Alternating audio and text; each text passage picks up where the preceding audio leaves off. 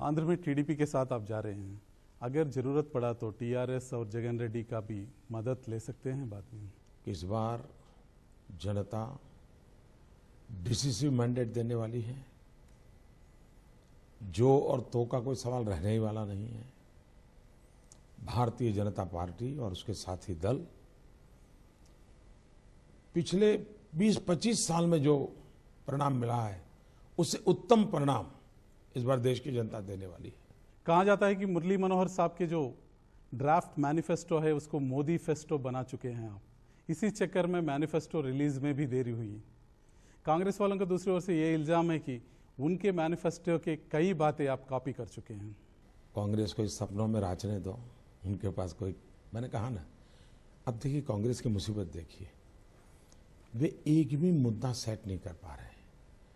कभी India shining को बोलना पड़ता है, कभी मैनिफेस्टो कट पेस्ट बोलना पड़ता है, कभी मोदी की चर्चा। यानी ये कांग्रेस की इमेजिनेशन का दिवालियापन है।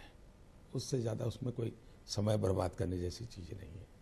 दूसरी बात है, मैनिफेस्टो डेट तय करने के लिए हमारे सारे नेता दौरे पर थे। उनकी कोई एक डेट जम करके हो जाए ये ज़रूरी था, तो इसके कारण वो 2 दिन लेट हुआ था, कोई ज़्यादा लेट नहीं हुआ है। तीसरी बात है, मैनिफेस्टो की एक टीम बनी हुई है। जोशी जी के नेतृत्व में हमारी पार्टी के स्टॉलवर्ट टीम के मेंबर उसमें हैं। उन्होंने देश भर में भ्रमण किया है, समाज के सब वर्गों से मिले हैं और उसमें से मैनिफेस्टो बना है। और मैं कहता हूँ, मैनिफेस्टो बनाने में जोशी जी को सबसे ज़्यादा क्रेडिट जाती है। इतना बारीकी से काम किया है। और आनंद की बात तो ये है कि पहली बार कांग्रेस की तुलना में बीजेपी का मैनिफेस्टो इतना उभर करके आया है, इतना क्लैरिटी के साथ आया है, इतना स्पेसिफिक आया है और इतने वाइड्रेज इश्यूज को टैकल करके आया है। इसके सामने कांग्रेस का मैनिफेस्टो बहुत बोना दिखता है। और इसलिए ये मैनिफेस्टो, मोदी फेस्टो, ये सब उनके चट्टे बट्टों के द्वारा चलाया जा रहा है। ये, और मैंने पहले ही दिन कहा था, ये सिर्फ घोषणा पत्र नहीं है, ये हमारा संकल्प पत्र है। राम मंदिर का मुद्दा मैनिफेस्टो में तो है, लेकिन आपके भाषणों में तो सुना ही नहीं देता है। इसका वजह क्या है? क्या आपको पसंद नहीं है कि राम मंदिर का मुद्दा मैनिफेस्टो में हो? क्या आप ये चाहते हैं कि अयोध्या में राम मंदिर बने? मैं नहीं मानता हूँ इसके बीच में जितनी चर्चा होनी है। मैनिफेस्टो में जो संवैधानिक बातें लिखी गई है वो भारतीय जनता पार्टी का ऑफिशियल कमिटमेंट है। मैं आपसे ये कह रहा हूँ कि आप ये चाहते हैं कि अयोध्या में राम मंदिर बने। मैंने आपसे कहा ना, भारतीय जनता पार्टी ने अपने मैनिफेस्टो में बहुत ही स्पष्ट शब्दों में सारी बातें लिखी है। गुजरात में तो सद्भावना की ओर से मुसलमानों के दिल जीतने का प्रयास किया।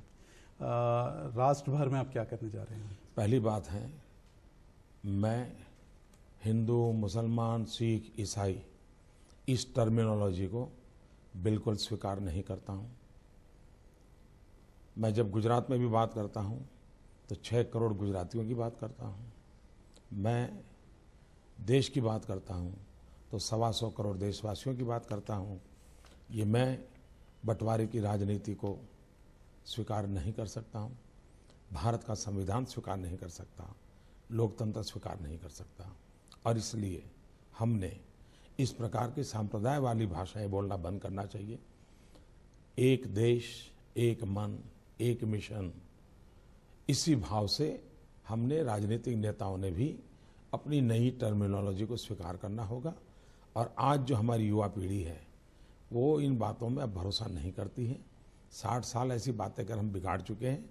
देश की जनता, नई पीढ़ी विकास में विश्वास करती है, प्रगति में विश्वास करती है, गुड गवर्नेंस में विश्वास करती है और देश का भला भी इन्हीं बातों पे होने वाला है। सोनिया गांधी और राहुल गांधी जैसा नेता सेक्युलरिज्म के नाम पर आपको कम्युनल करार देते हैं। मनमोहन सिंह, चिदम्बरम जैसे नेता भी कहते हैं कि आपसे देश को खतरा है। क्या आप खतरनाक हैं? किसी इंसान से अगर खतरा है तो वो किसी गली मोहल्ले में पड़ा होगा तो भी खतरा है। मैं 12-15 साल से गुजरात राज्य में इतना बड़ा दायित्व संभाल रहा हूँ। मैंने तो कभी मनमोहन सिंह जी को 10 साल में ऐसा कहते सुना नहीं है। दूसरा, चुनाव में कांग्रेस के पास मोदी के खिलाफ स्पेसिफिक कुछ कहने को है नहीं। तो गोलमोल अपना चलाते रहते हैं बेचारों को। इतना तो चलाने के लिए मौका देना चाहिए, ज़्यादा क्यों उनको परेशान करें। नरेंद्र भाई, आपसे एक सीधा सवाल है।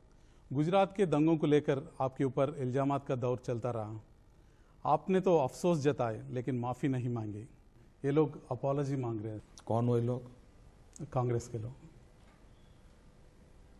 मेरे पास तो कभी कांग्रेस के लोग मिलने नहीं आए, नहीं मेरे से ऐसी कोई बात की है। लेकिन प्रेस कॉन्फ्रेंसेस में, भाषणों में तो ये पूछ रहे हैं कि माफ़ी मांगना चाहिए मोदी जी को।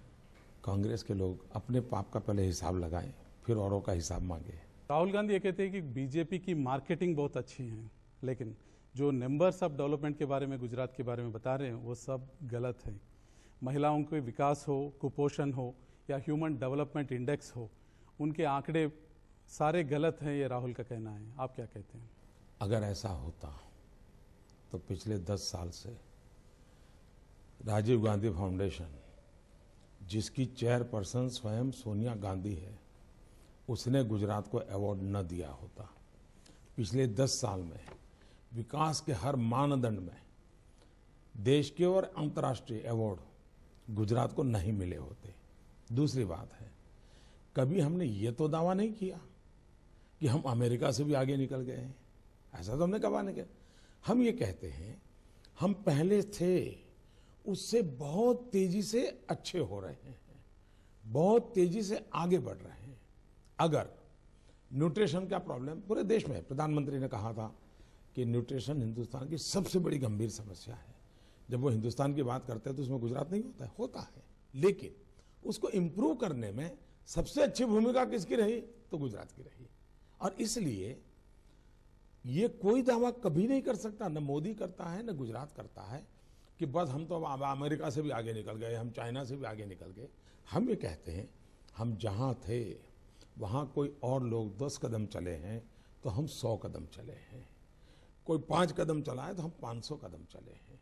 और यही तो आखिरकार देश की समस्याओं का समाधान करने के लिए सही दिशा, तेज स्पीड और ट्रांसपेरेंट व्यवस्था, इसको करने में गुजरात कामयाब रहा है। और इसलिए गुजरात का इवोल्यूशन अगर डिटेल में, वरना मैडम सोनिया जी जिसकी अध्यक्षा वो राजीव गांधी फाउंडेशन, गुजरात की तारीफ क्यों करता? कल मुरली मनोहर जोशी साहब कह रहे थे कि गुजरात का एजेंडा इंडिया का एजेंडा नहीं होगा।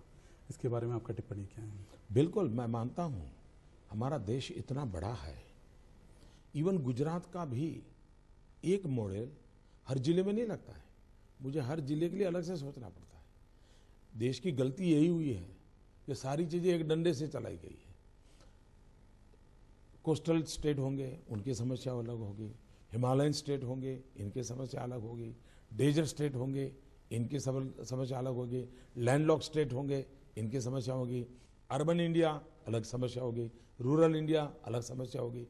बहुत पानी आता होगा, उसको हैंडल करने का तरीका अलग होगा, सूखा बहुत होता होगा, उसको हैंडल करने का तरीका अलग होगा।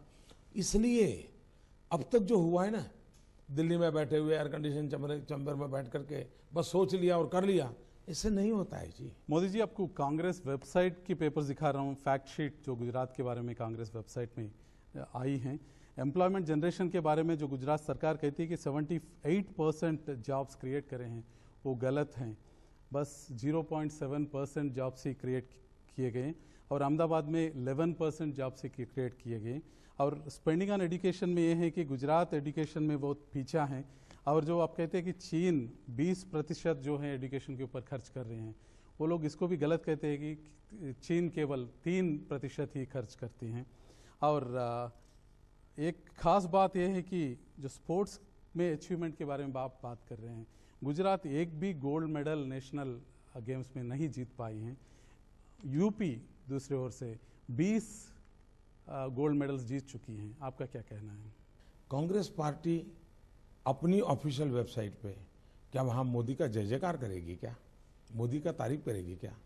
भारत सरकार के एम्प्लॉयमेंट संबंधित हिसाब किताब देख लीजिए। पिछले 10 साल का रिकॉर्ड भारत सरकार खुद कहती है कि हिंदुस्तान में पूरे देश में जितने रोजगार मिले एम्प्लॉयमेंट एक्सचेंज के द्वारा, उसमें 50% से ज्यादा अकेले गुजरात में और 50% में सारा हिंदुस्तान। अब आपको तय करना है कि भारत सरकार की अधिकृत वेबसाइट को आप अपना आधार मानेंगे या कांग्रेस की वेबसाइट का या बीजेपी की वेबसाइट का मानेंगे। अच्छा होगा भारत सरकार की अधिकृत वेबसाइट और गुजरात सरकार की अधिकृत वेबसाइट, उसको लेकर के आप जरूर अध्ययन करें। फिर भी कुछ कमी नजर आए तो देश की जनता को आप जरूर बताएं, मुझे अच्छा लगेगा। मोदी साहब, आपके ऊपर ये इल्जाम है कि आप स्मॉल स्केल इंडस्ट्री को बिल्कुल खत्म कर रहे हैं और जो भी बड़े पूंजीपति हैं, बड़े इंडस्ट्रियलिस्ट हैं, उनको सपोर्ट करते जा रहे हैं। राहुल गांधी का इल्जाम ये है कि वडोदरा सिटी के साइज में जमीन को अदानी को दिया गया सस्ते दाम में। क्या ये सच नहीं है? और केजरीवाल का ये कहना है कि आप अदानी और अंबानी के लिए काम करते हैं, आम आदमी के लिए कुछ नहीं करते हैं। आपका क्या कहना है? इस देश का दुर्भाग्य है कि कांग्रेस पार्टी के नेता ऐसे लोगों के इनपुट के आधार पर कूद पड़ते हैं जो इल्जाम पिछले 3 चुनाव में गाए जा रहे हैं और जो जनता के गले नहीं उतरते हैं। मैं चाहता हूं कि दिल्ली सरकार में इतना दम होना चाहिए कि वो गुजरात के सरकार के हर कारनामों का अध्ययन करें, बड़े से बड़ी एजेंसी को लगा दें और सुई जितनी भी बुराई हो तो ढूंढ करके निकालें। मैं तो चाहता हूं ये होना चाहिए, दूध का दूध पानी का पानी होना चाहिए। ये झूठ बोलने से फायदा नहीं हो। आज गुजरात का औद्योगिक विकास का जो क्रम है ना, हिंदुस्तान में सबसे ज्यादा स्मॉल स्केल इंडस्ट्रीज का ग्रोथ 80% ग्रोथ गुजरात में है। कोई तो स्टडी करो। और हिंदुस्तान में हर 5 वर्ष स्टडी होता है कि स्मॉल स्केल इंडस्ट्रीज में आगे कितने बढ़े कम कर। भारत का मुझे एग्जैक्ट आंकड़े याद नहीं है, इसलिए मेरी कोई गलती हो जाए तो दर्शक मुझे क्षमा करें।